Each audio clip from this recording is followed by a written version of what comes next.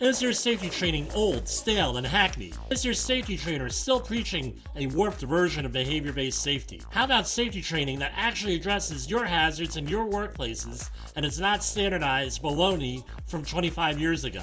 Contact the Safety Wars team at safetywars.com or call Jim Posel at 845-269-5772. Remember, if you're receiving this message, you are the solution to unsafe workplaces.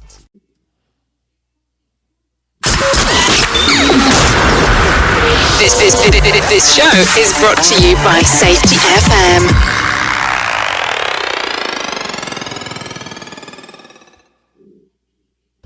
Warning, the following broadcast contains adult language, adult content, frank safety discussions, and stories that might sound unbelievable. But believe me, every one of those stories is true. We didn't start the safety war, but we are going to fight to win it. For our families, for our communities, for our workplaces, and for our lives. And good afternoon, everybody. It's Friday the 13th. I'm going to do a shout out to my wife. We're halfway to your birthday, honey. So it's Friday, January 13th, 2023. What's happening out there? Hope everybody's doing well. You enjoyed your week. I ended the week on a positive note. I came out of the building that we're working on, and somebody was unloading a trailer, and everything was, when I got there, they were in the middle of the unloading of it, and the load was widthwise, not lengthwise, on the trailer, hanging off the ends of the trailer by about 10 feet. And I said, I hope to God that he wasn't driving around like that. And I realized that, oh no, he made an adjustment and he put it like that, blah, blah, blah. I had mentioned it to one of our contract managers. He was there, I said, and we had one hell of a laugh. I hadn't laughed like that in about 2 years. But, yeah, seriously, maybe a year and a half. Right, summer of 2021. But anyway, why do I remember details like that? So I wanted to give you, this is from selecthealth.org. The benefits of laughter. True laughter releases endorphins. One effect of the release of this hormone is that it increases pain tolerance, so it relieves pain. Here's one for you. Increases your chances of getting pregnant. Really? A 2011 study showed women go through in vitro fertilization were 16% more likely to get pregnant when entertained by a clown than those who did not have the clown encounter. Well, my wife calls me a clown, I guess, you know. Anyway, I digress. It helps your heart. A good guffaw is healthy for your heart. It helps your heart by increasing the amount of oxygen in your blood and kicking up your heart rate. It decreases arterial wall stiffness. It boosts your immune system. It makes you happier. Laughing helps lighten your mood. Reduces stress. Your body releases cortisol when you're stressed because it's known that stress hormone cortisol gets a bad rap, but it plays an important role in the body. Right? Going on and on. It relaxes your body. And let's remember, laugh with people, not at people. So, anyway, everybody got a good laugh over what I had said, so I guess we were laughing with each other. Now, here's something else. There was a report, I don't have it in front of me here, about depression, anxiety, and some other mental health issues improving just by doing a good deed or having a good deed done to you. Works just as effective as many medications and other treatments. So, it's like I used to have a friend that would say, we had two friends, and one friend was always chronically negative. And And the other friend would say, hey, you feel bad, that bad, one, you should go and volunteer somewhere, right? Like a hospital, old age home, something like that. Do something nice, because one, is good for the mental health. Number two, you'll notice that you still have it pretty good. A little bit of thoughts there. Now, this study here, right? I don't know, this is weird here, right? But I don't know how they came up with this number. 96, this is from CNBC. 96% of workers are looking for a new job in 2023. The poll says, what to know before you job hop. A whopping 96% of workers are looking for a new position in 2023, largely in search of better pay, according to a recent report at MyMonster.com. Job hopping is widely considered the best way to give your salary a boost. But there are other considerations that matter too, such as a healthy work-life balance. So people are, inflation, things cost more. People are looking to job hop. I don't know if it's 96%. It seems a little bit high on that. I would have to see the methodology for that. And we're going to hold off on that here. Public school enrollment drops by 1.4 million students facing financial challenges for big cities. This is from the Epoch Times. Enrollment in U.S. public schools saw a one-year drop of $1.4 million in the fall of 2020, hitting a 10-year low of 49.4 million students.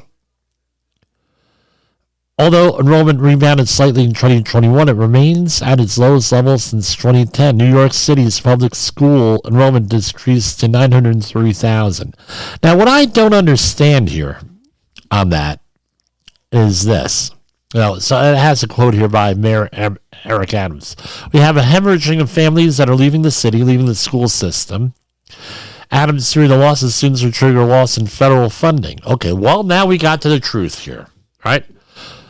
Loss of students, loss in federal funding. Because I tell you what, we're paying a lot on property taxes here, which include school taxes. We're talking like $5,000 a year per household, $6,000 a year in our community here. I would think that fewer students, the same number of property tax payers, would probably indicate that you would have more money for school. But I really don't know how this is working. When you consider federal funding for schools, that's probably where the truth is here with that. I know with colleges and universities, there's a big issue right now, right, with we're having a significant one at New Jersey City University, where they've had a couple of real bad financial decisions. And then now with the end of the pandemic, you have fewer students coming there, and they had to cut something like just for the people who don't know, New Jersey City University went through several thousand, it seems, name changes over the years. Maybe around 5 or 6 in reality, and it's known as the Teaching College of New Jersey. No colloquialism, popularly, right? Because they specialize in teaching. What it comes down to is this: they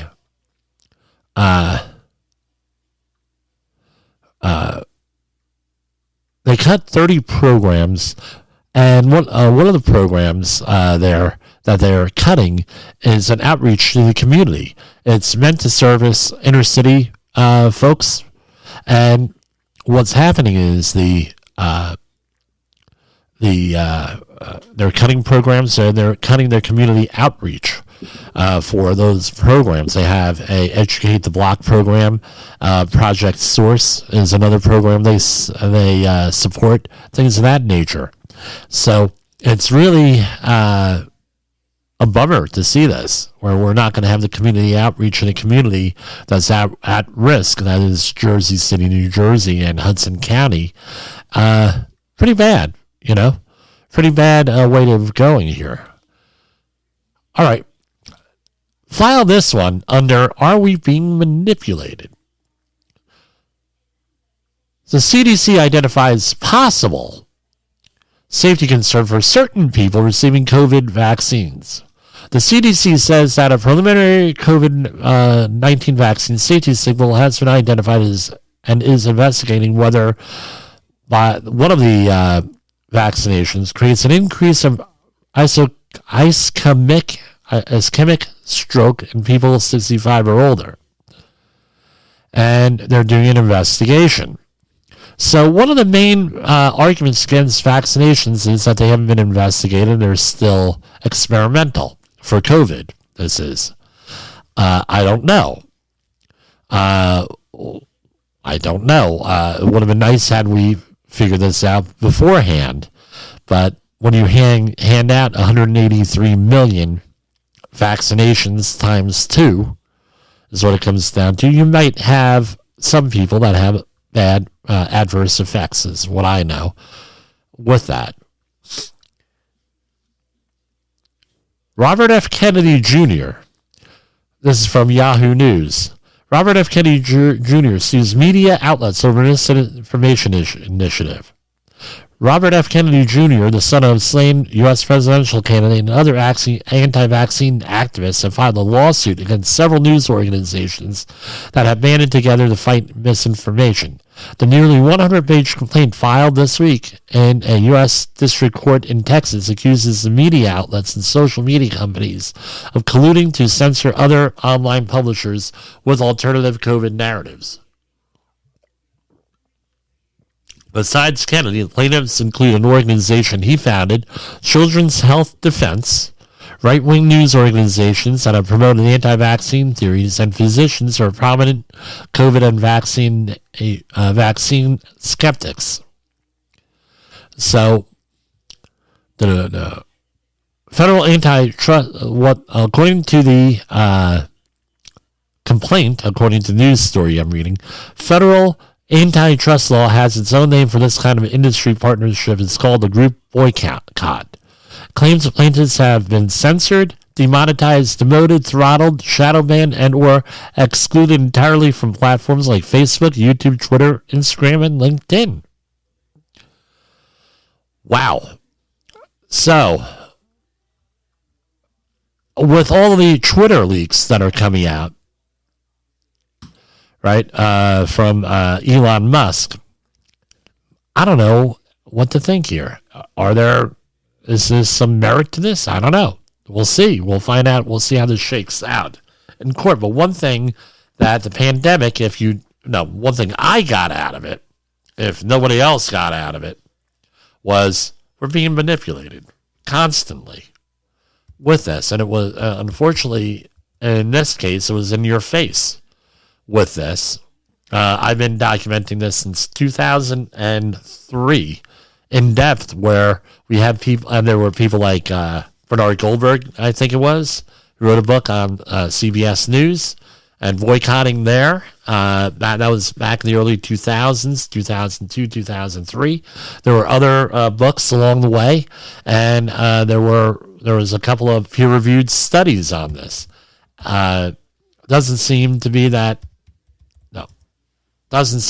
people want to believe that.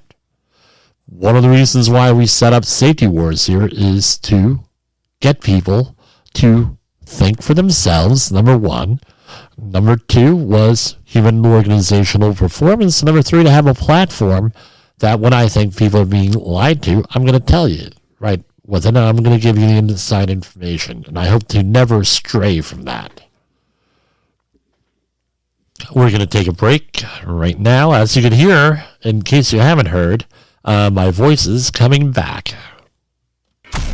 In In the professional safety community, communication and planning are just a few keys to your program's success. The question many practitioners have is, where do I start? Dr. Jay Allen, the creator of the Safety FM platform and host of the Rated R Safety Show, has built a global foundation to help you along the way. Go to safetyfm.com and listen to some of the industry's best and most involved professionals, including Blaine Hoffman with the Safety Pro, Sam Goodman with the Hop Nerd, Sheldon Primus with the Safety Consultant, Jim Pozell with Safety Wars, Emily Elrod with Unapologetically Bold, and many others. As individuals, we can do great things, but as a team, we become amazing. Dial into safetyfm.com today and surround yourself with a powerful force of knowledge and support.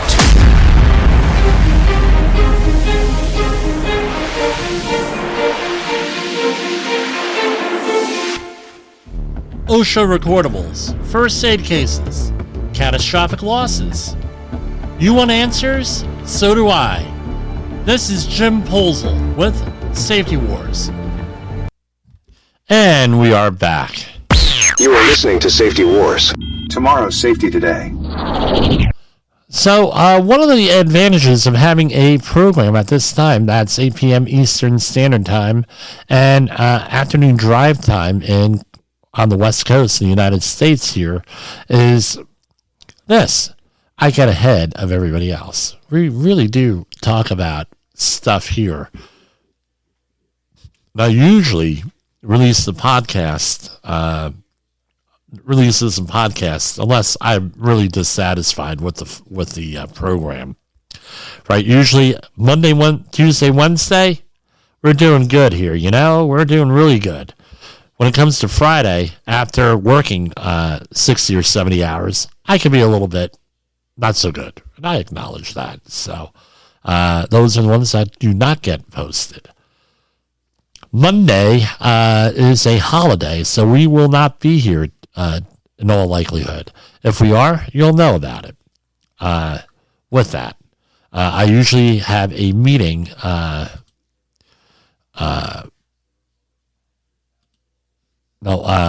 usually have a meeting the third Monday of every month that I go to. I enjoy going to. So we often go to that. So anyway,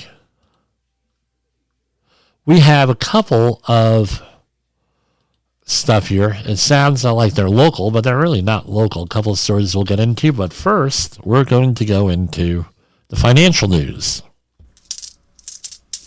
Dow Jones Industrial, including closed up again today, 34,302, 61. S&P 500 up 399.09. Nasdaq 11 up again, 11,079.16. Russell 2000 1887.03 up. U.S. Treasury notes up 35.05%. And Bitcoin, wow, whopping. And again, this is in real time, Friday night. Almost 21,000 came up. So what was that, like a 3,000? Yeah, that was like from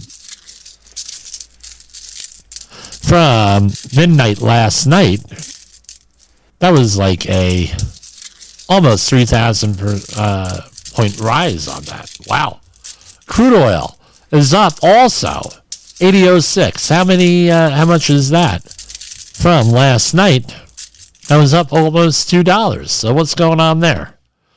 Gold is up at 1931. Silver, 24.56. Platinum has sunk to 10.81. Palladium is up 18.31.50. So all of that stuff is up, some down. We finished the week on a positive note as far as the markets are concerned.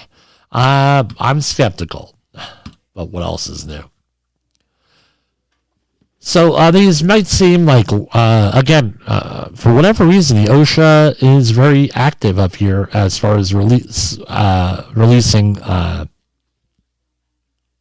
press releases on stuff. So I try to include all parts of the country. However, we always end up getting back to New Jersey and New York and Boston, this area. A national auto parts distributor and an Arizona logistics firm that misclassified 1,398 drivers as independent contractors will pay them a total of $5.6 million in back wages and liquidated damages after the Department of Labor obtained a consent judgment in federal court. So, so this parts manufacturer apparently had the people paid as an independent contractor. What does that mean? That means that they pay them a flat rate and do not take out any taxes or anything else from there. For example, you get paid $20 an hour, and you work 40 hours a week, you get $800, and then you're responsible for all of the taxes on it. The government does not like that because with withholding, they get a lot of money in there, number one. Number two is that a lot of times there's some underhanded things going on there, and you're not paying your Social Security taxes, for example. You're able to write off a lot of wages, a lot of expenses across versus that and everything else. Right, so for example, your cell phone bill, you don't get tax on. That's an expense that gets taken off the top here. And loses a lot of tax revenues, but what does it do as far as worker safety is concerned? You're essentially self-employed, and our self-employed individuals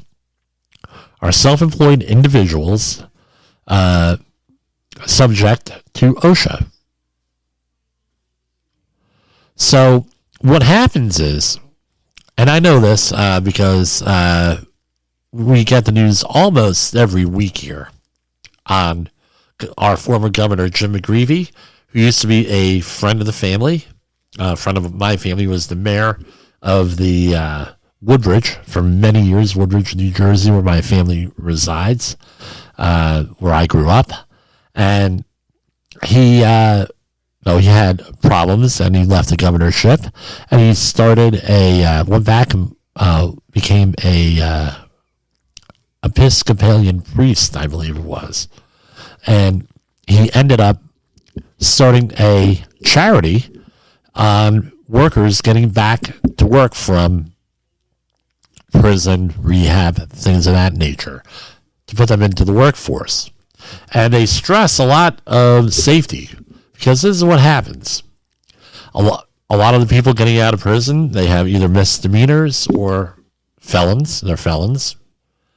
And they have difficulty. Pardon me, I had to sneeze. They have difficulty finding employment.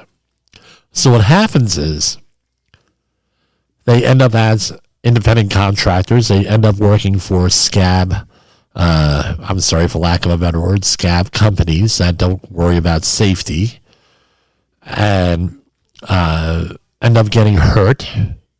I mean, the most horrific injuries, because they're all not covered under OSHA. They're being paid as an independent contractor, or they're forced to form their own company, and then the main company they'll hire them, and now you're paying a company, right? But you're still self-employed, so they're forced to become entrepreneurs. But what happens is I've been on jobs on projects where they've hired folks literally right out of prison. No hard hats. They don't supply them hard hats. They don't supply them safety glasses. They don't supply them work boots. We have people coming onto the job in flip-flops. Heavy construction flip-flops and everything else. And forget about, they don't want whistleblower protections. Forget about it. Hey, if you report, according to you're on probation, we often as a condition of probation, you have to go to school or have a job, or both. What ends up happening? If they report anything to OSHA, they can have whistleblower protections. But guess what? We all know with whistleblower protections, it's only within a certain amount of time. They get taken advantage of, they get abused, and everything else. I taught in a program at a university, individuals like this. And they're people who just want to work. They've been in prison, they're trying to straighten out their lives. And it's a shame that we have people out there going and taking advantage of them. And this is where this sort of thing happens, is with companies. They'll hire people just, let's see what else they don't have to do. They don't have to obey OSHA because these are independent contractors. They don't have workers' comp insurance because they're contractors. And if you're self-employed, you're not eligible for workers' comp in most cases. What else is going on? If they do get hurt and they want to sue somebody, people who are working with, good luck on that. Very difficult to succeed in that type of case.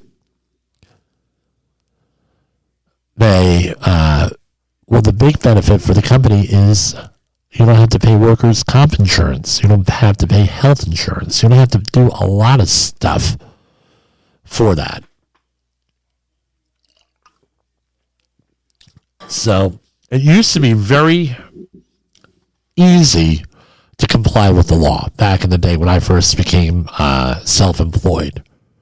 They had, I believe, either 7 or 9 criteria that they used to use for determining an independent contractor status. Under the Obama administration, I believe that was done away with, and now they look at everything. I think the biggest thing is, with an independent contractor, you say, I need this job done, you go and do it. Right? And that's it. You don't give them any direction. You don't give them a timeline. You might give them a deadline. You don't give them a timeline to do it. You don't manage the work or nothing. In that case, an argument can be made, and I'm not a lawyer here, that's an independent contractor.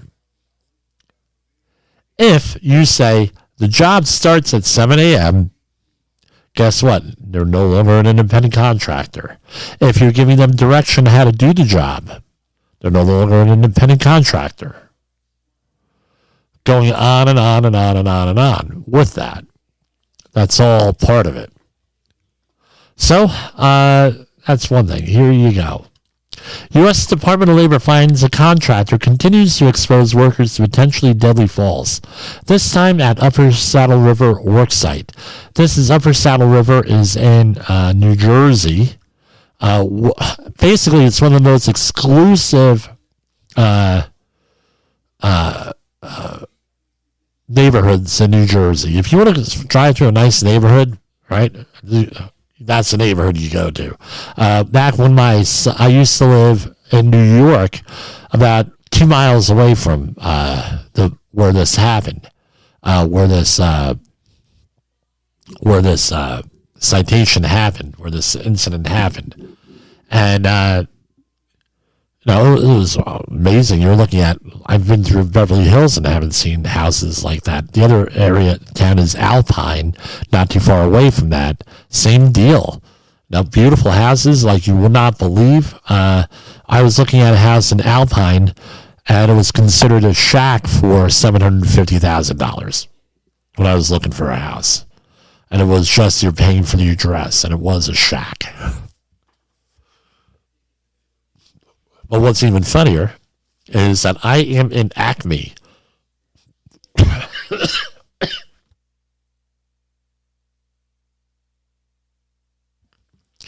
My son was about 2 years old. I'm in Acme shopping. And who do I see in the aisle? Reverend Run from Run DMC. So what song came on the radio, on the loudspeaker? Pretty funny. The Run DMC version of the cover of the Aerosmith song, Walk This Way.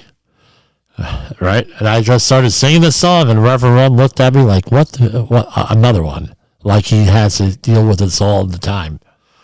So I go and talk to one of the guys in the store, and I say, good afternoon. I don't talk to the guy wants to go shopping, right?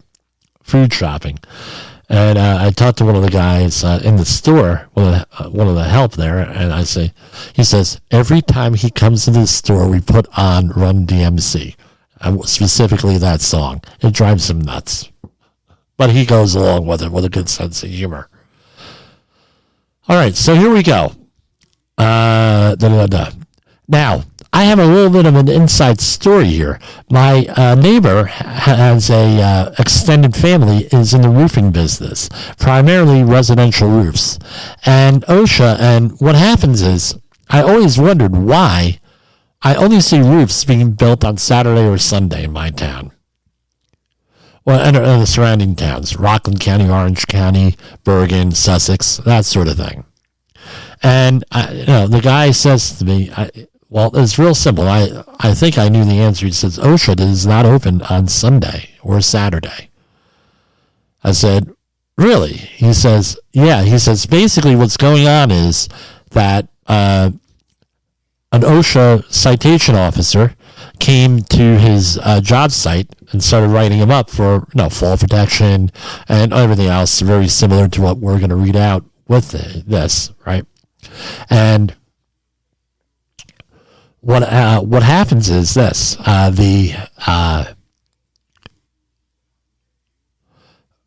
let's say that you're giving a bid on a house and you're a roofer, and the house is at like 123 ABC Street, right? And you do not get the bid for that house.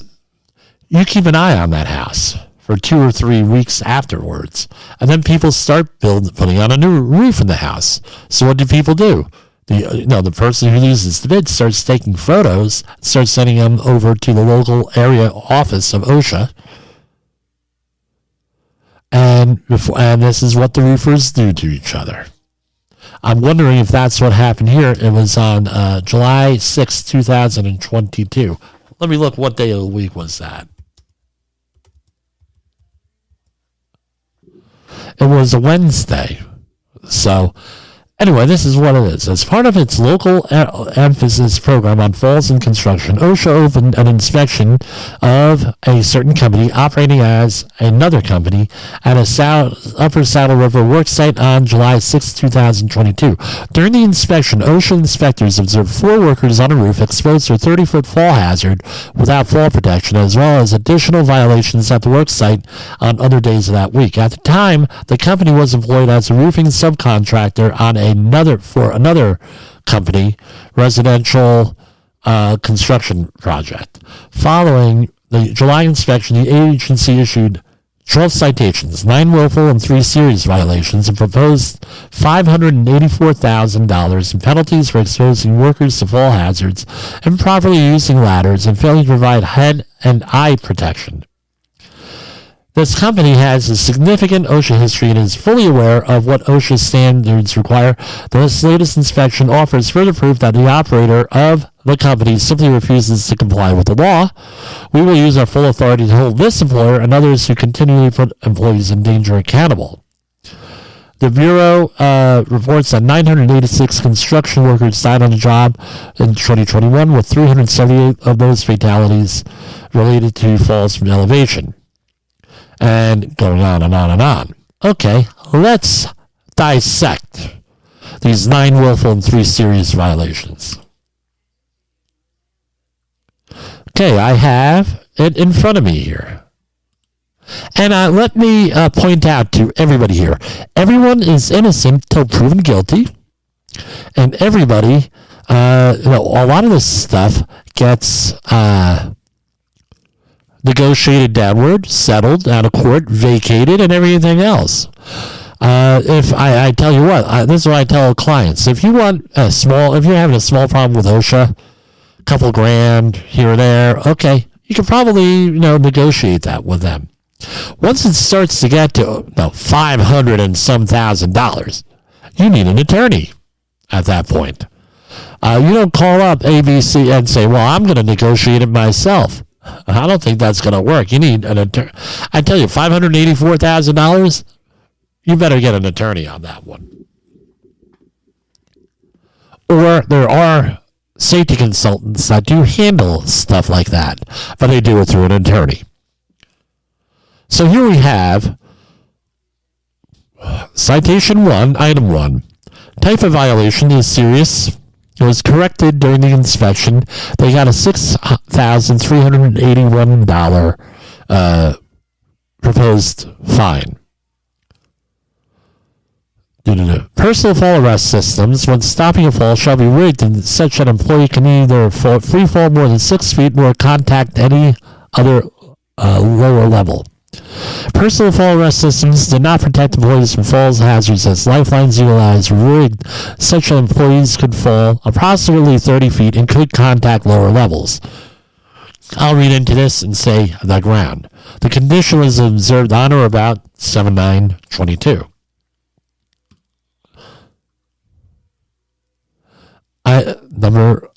Citation 1, Item 2. Type of violation serious. This is $6,381. Employee using a portable extension ladder was exposed to fall hazards of approximately 30 feet as the ladder sidewalls did not extend 3 foot above the upper landing surface. So when you're putting up a ladder, it has to extend by 3 feet. Usually that's 3 rungs above the surface that you're climbing onto. When such an extension ladder is not possible because of the ladder's length, then the ladder shall be secured at its top to rigid support that will not deflect and a grasping device, right? Blah, blah, blah. So it's harder to mount and dismount a ladder, and they're 30 foot up. Citation 1, Item 3. Type of violation serious. Each employee did not use at least one hand to grasp the ladder when progressing up and down the ladder. An employee descending a portable extension ladder was exposed to fall hazards of 30 point as 3 points of contact were not used. Condition observed on or about. Well, okay. Again, bad habits and no training. Here we have a willful violation. Employees working in areas where there is a possible danger of head injury from impact or falling from flying objects or from electrical shocks and burnings were not protected by protective helmets. So, this is very wordy here. Let me see if I could parse this down a little bit. This was observed on 3 days before the other violations. Employees, it was a different property though. Let me look. No, it was the same property 3 days prior. 43, 48. Yeah, wow. They were keeping an eye on them for a couple of days, so I don't know. They knew that they were being watched, so they did it anyway. Okay, I hope the roofs are going to not leak.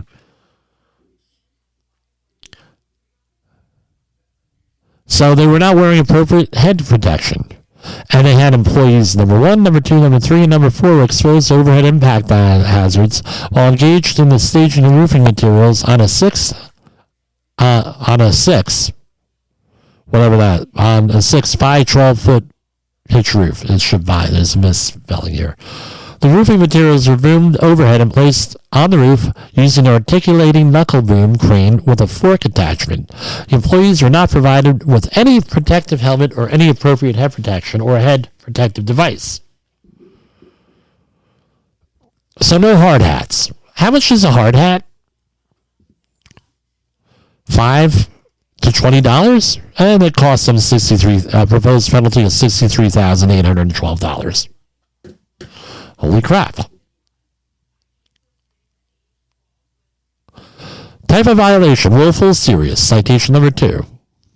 The employer did not ensure that each employee used appropriate eye or face protection when exposed to eye or face hazards from flying particles, molten metal, liquid chemicals, acids or caustic liquids, chemical gases or vapors, or potentially injurious light radiation. So no eye protection. How much does a pair of safety glasses go for, especially if you buy them in bulk? Any guess? About anywhere from 93 to $2. 93 cents to $2. Cost them, proposed penalty, $54,694. Okay, I'm going to take a break because I got to get a drink right here. I think I'm going to expand on this a little bit more with this, and hold on. Is your safety training old, stale, and hackneyed? Is your safety trainer still preaching a warped version of behavior-based safety? How about safety training that actually addresses your hazards in your workplaces and is not standardized baloney from 25 years ago? Contact the Safety Wars team at safetywars.com or call Jim Posel at 845-269-5772. Remember, if you're receiving this message, you are the solution to unsafe workplaces. I'm not going to go out and insult the reports, the media reports that I saw on this story here, and you can go and look them up online. There's a lot of New Jersey news places out there. But this is what the issue is here. Oh, let me scroll down here. Okay, they did a pretty good job on this one article from NJ.com. But it's really not useful here if you're interested in preventing accidents, right? So one of if this was going to be the Straits News, right, from Singapore, for example, they would go into everything that they don't have, right, and list it out, everything that you need to prevent an accident like this. This is not what the American media does. They want quick in and out. So I'm going to go and make it a point next week to actually do a full-blown program on that. Reason why they got whacked with a lot of this stuff was that last March they had the same violations, basically. The same type of stuff, like failure to provide fall protection and head protection, eye protection for workers installing shingles. So that's probably why they got whacked really bad. And remember, they're the government. They know where you're working. Right? Here we have citation 2, item 4, willful, serious violation. So if you're in construction, as well as the general industry and maritime and marine terminals, it's 6 feet or higher. If you're 6 feet or higher, you have to be protected by a guardrail system, safety net system, or personal fall arrest system. How much one of these rigs cost? You could suit up one person, right? Here we go. Okay, the employee was exposed to 30 feet for 30 foot, and we're dealing with number 4. Employee number 4, pardon me, which is one employee here. All right. For one employee, the fall protection, you could probably rig them up for less than $300. Right? And that's one-time costs if they maintain the equipment in the last 5 years. It's going to cost them $63,812. Proposed penalty. Again, nothing is final. I don't know. I don't know really what these people are thinking here, right? So here is 63. Hold on, let me write this down.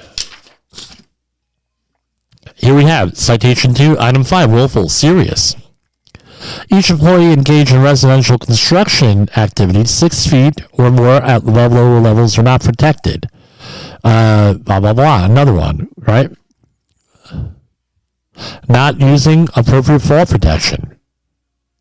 Employee number 3 was engaged in removal on staging roofing materials on a 6-on-12 pitch roof, was not protected from falling hazards from approximately 30 foot down to the asphalt. $63,000 proposed penalty. Here's another one. Willful, serious. Again, another employee. They got him for every employee here. Employee number 2. Not protected. $63,812. Another one. Willful. Serious. All right. Same deal. 63,812. They got them for every employee on the roof, it looks like. Citation 2, item 8. Each employee engaged in residential construction activity 6 feet or more above lower levels were not protected, blah, blah, blah, nor were employees provided with an alternative fall protection measure under another provision of paragraph 526-501. So the employee wore an inadequate personal fall arrest harness and was not using a lanyard, anchor, point, or lifeline. So he was wearing the harness or a belt, probably a belt at this point. Again, $63,812. Another one. Willful serious. No fall protection. 6 feet or higher. 63,812. So here we go. We have a grand total of 1, 2, 3, 4, 5, 6, 7, 8, 9, 10, 11, 12 different things for proposed penalties of $584,033. I have a feeling they're going to probably protest this. And let me save that. Yeah, I'm probably going to go through all of this. This is worth a whole video on itself. Very frustrating here with everything that we have contractors doing this in 2023. This is 2022. So we have, just out of curiosity, on July 6th, 2022, in Saddlebrook, New Jersey, the average temperature was, the high temperature was 86 degrees and 67. I think if this were today, 2023, they might whack them for heat protection. Not having a heat protection plan or something like that. That would be a general duty clause type thing. So what do we need here? Now, let's do a little bit of a deep dive here. All right. No, first of all, why are roofers doing this? Why is that a targeted industry? Every week, practically, you could probably find a roofer in this country getting cited.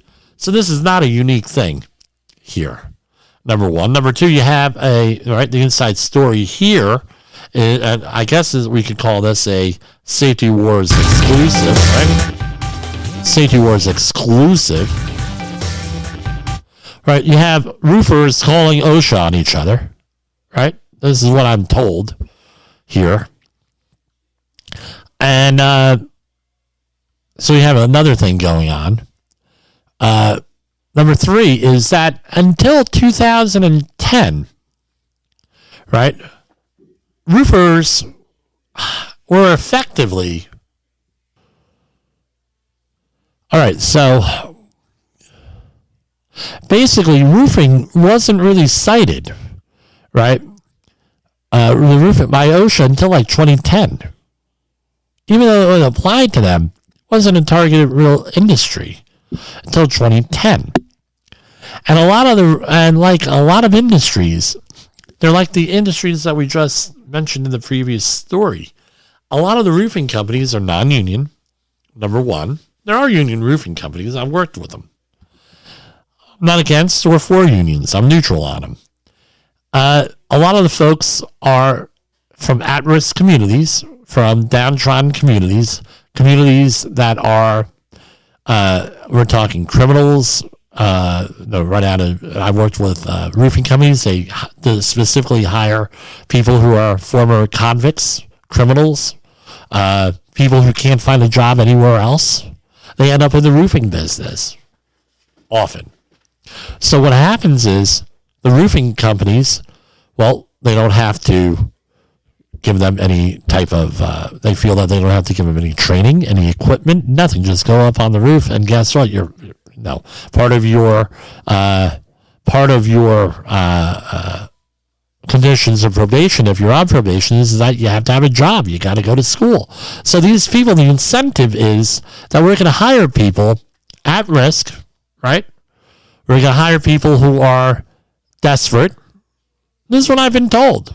We're going to hire people with all different types of situations, and we're not going to pay them a lot, and we're not going to do anything for them. And because this is very competitive, especially in this area where I live, guess what? All that, safety training and everything, you're never going to get these jobs, right? Because there's always going to be a company out there not doing, the right thing by their employees.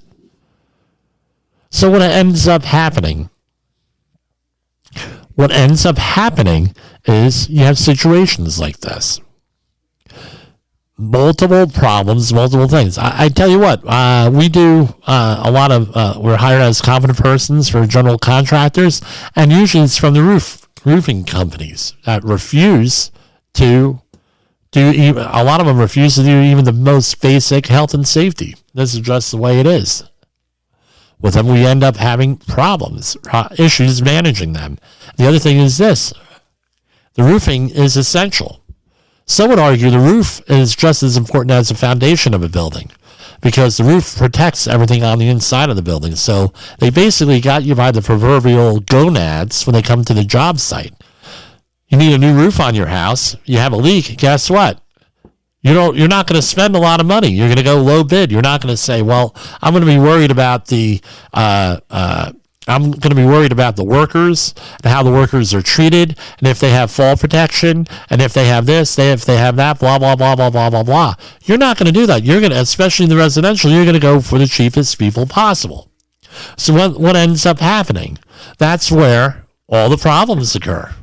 It seems with OSHA violations, fatalities. And those are the high profile ones.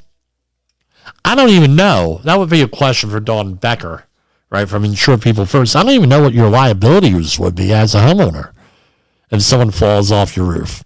I have no idea. We know that they can't sue the employer. That's assuming that they are not being paid as an independent contractor. They're not being, they're not an immigrant workforce that, that might be here illegally, and they got the job. They don't want to say anything. They're being taken advantage of. I mean, the whole situation sucks, and there's many different layers of the onion here. With this, it's a definite problem. I know one thing. We were on a job last winter, not this past winter, but winter of 2022. The roofing contractor outright threatened to kill us and destroy us because of we were actually enforcing fall protection stuff for the general contractor. And so, well, nobody else gives us these issues. Well, I don't know what to tell you on that one. With this, I don't know. Do we have anything else you want to talk about? I blew through all my stuff here for the day. And I know I downloaded a couple of memes here that seemed pretty inspirational to me. So this is what I found out today. And people, this is one of the big lies in safety, I call it. If you have diesel engines, they do not give you indoor air quality problems. So we recently got a diesel, one of my projects, we have a diesel compressor out there. All right. We have a diesel compressor. So I had a forecast monitor with me. I held the forecast monitor up to the exhaust. And lo and behold, what do you think we measured? Carbon monoxide. Are there some interferences with some of the other stuff in diesel exhaust? Yeah, a little bit, but basically I did some research, and that's what everybody else, all the articles there, you do get carbon monoxide from diesel exhaust, but you continuously hear from people, oh no, you don't know, there is no carbon monoxide in diesel exhaust, so therefore we're going to go and we're going to put that inside of a building. The reality is that you do get carbon monoxide, a lot lesser than a gas engine, and you still need ventilation and everything else. But this is one of the things, that are out there. The other thing is the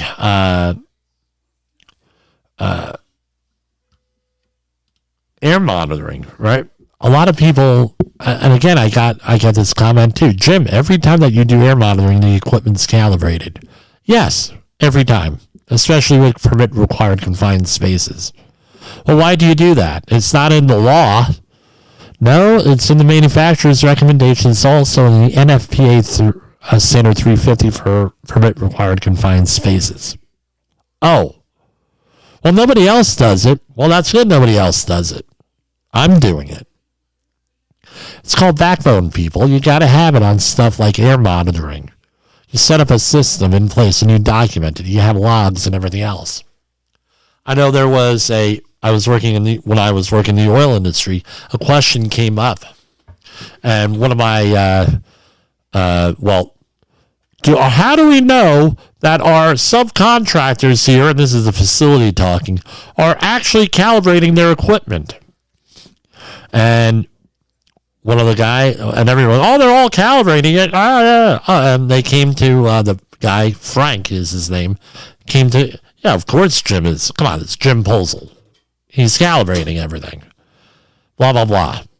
So about 2 days later, went through the grapevine that they had questions on our calibration records.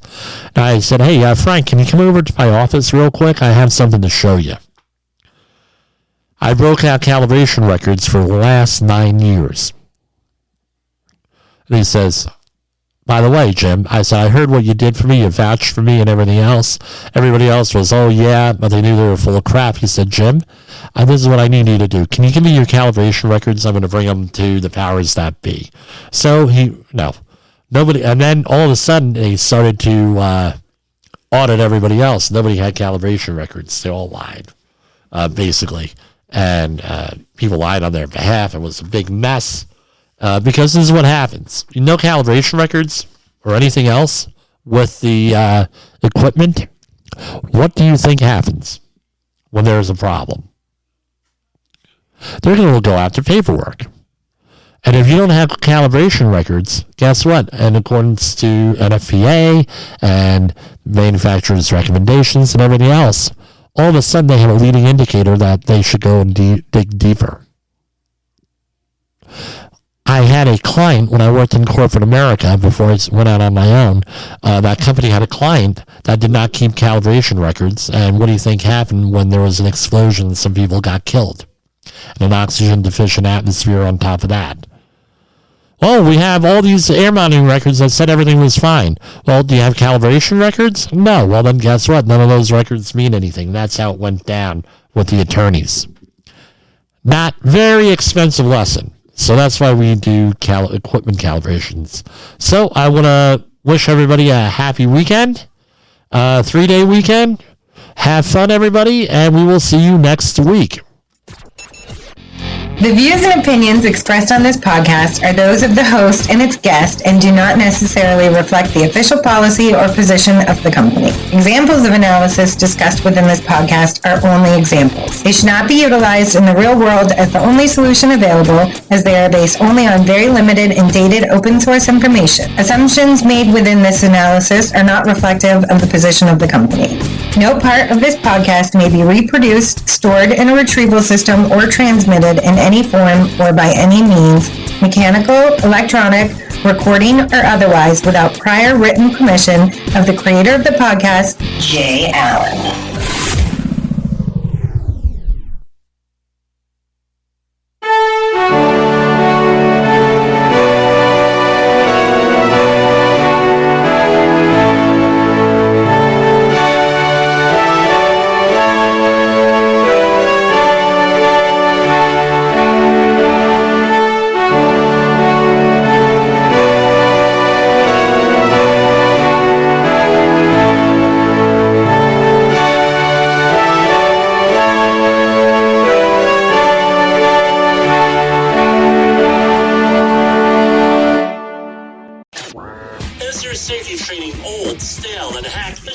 safety trainers still preaching a warped version of behavior-based safety. How about safety training that actually addresses your hazards in your workplaces and is not standardized baloney from 25 years ago? Contact the Safety Wars team at safetywars.com or call Jim Posel at 845-269-5772. Remember, if you're receiving this message, you are the solution to unsafe workplaces.